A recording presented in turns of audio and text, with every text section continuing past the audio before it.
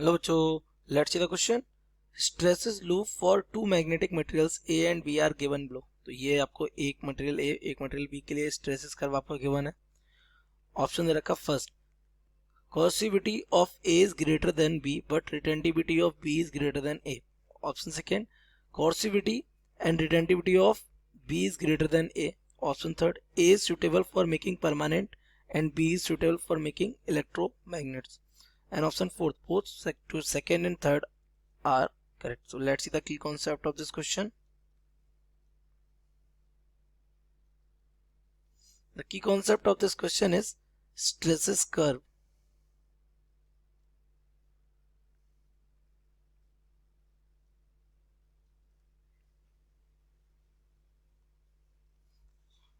So it is the loop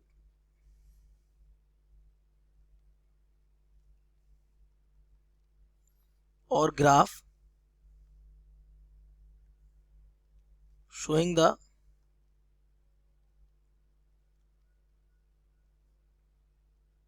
variation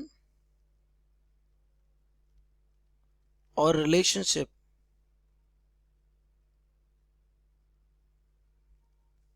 between magnetizing field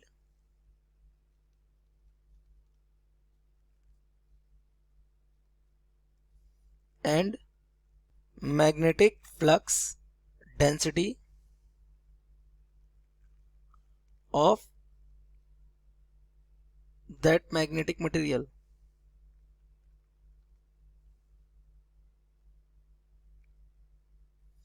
that means ये पूरा का पूरा कंक्लूजन होता है किस चीज का, जब एक मैग्नेटिक मटेरियल को किसमें मैग्नेटिक फील्ड में रख के मैग्नेटाइज और डीमैग्नेटाइज करते हैं. तो जो आपको यहाँ ग्राफ दिख रहा है ये वही है. जैसे ये ओरिजिन है, ये हमारा क्या है, इट इज मैग्नेटाइजिंग फील्ड, और ये क्या है, मैग्नेटिक इंडक्शन, या फिर कह सकते हैं मैग्नेटिक फ्लक्स डेंसिटी. तो देखिए हम जैसे जैसे मैग्नेटाइजिंग फील्ड बढ़ाते हैं वैसे वैसे क्या बढ़ रहा है, मैग्नेटाइजेशन भी, मैग्नेटाइजेशन यानी कि मैग्नेटिक फील्ड इंटेंसिटी भी एंड मैग्नेटिक फील्ड डेंसिटी भी क्या हो रही है, इंक्रीज हो रही है. इस पॉइंट पे आगे क्या हो जाती है, वो कांस्टेंट हो जाती है. उसके बाद जब हम क्या कर रहे हैं, इंटेंसिटी कम कर रहे हैं, देखिए यहाँ हमारा मैक्सिमम हो गया, और यहाँ से जब हम इसको कम कर रहे हैं, ये तो कम करने पर इस पॉइंट पर आकर हमारा एच हो जाता है 0. बट दैट मीन्स यहाँ आके हमने मैग्नेटाइजिंग फील्ड कितना कर दिया, 0, लेकिन हमारा बी 0 नहीं हुआ. So on making the magnetising field 0,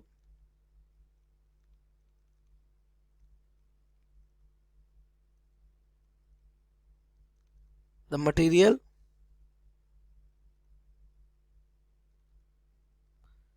still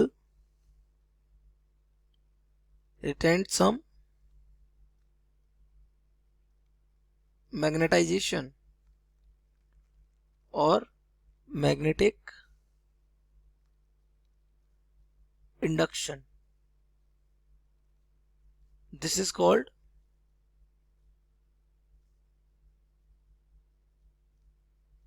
retentivity. इसे हम क्या कहते हैं, इसे ही बोलते हैं क्या, रिटेंटिविटी. अब इसको जीरो करने के लिए, यानी मैग्नेटिक फ्लक्स जीरो करने के लिए हमें अपने एच को, यानी कि मैग्नेटाइजिंग फील्ड को नेगेटिव में भी इंक्रीज करना पड़ता है. और इस पॉइंट पे आके, ये पर्टिकुलर पॉइंट, इसको मान लिया ये पी था, ये क्यू मान लेते हैं, पर्टिकुलर पॉइंट क्यू पर आके क्या होता है, बी 0 हो जाता है ना. तो एट पॉइंट या a point where magnetic flux density becomes 0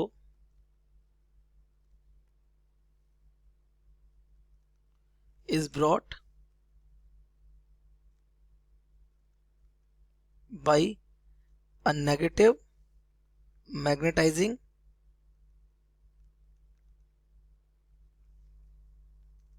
field which is called,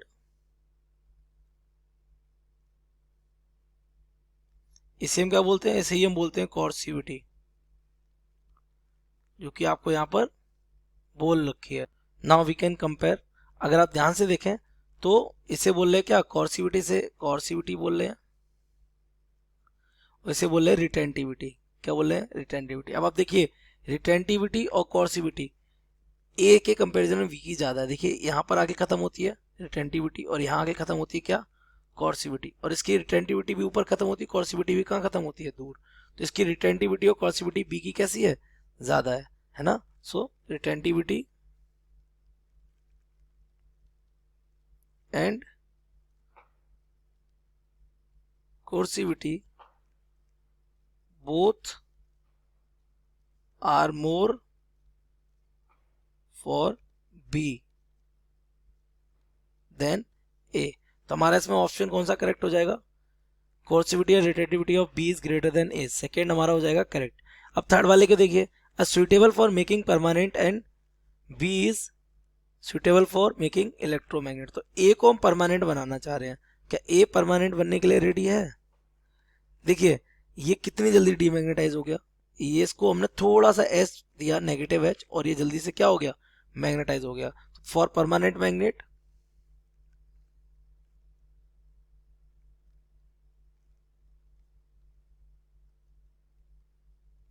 the retentivity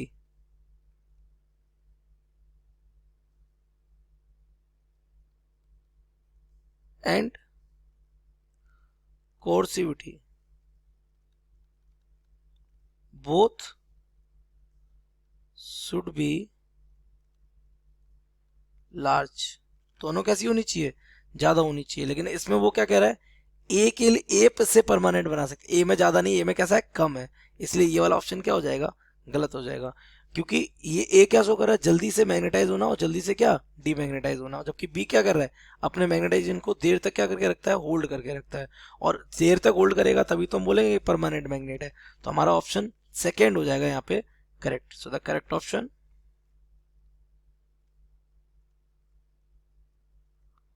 second। I hope you have understood it well. Best of luck.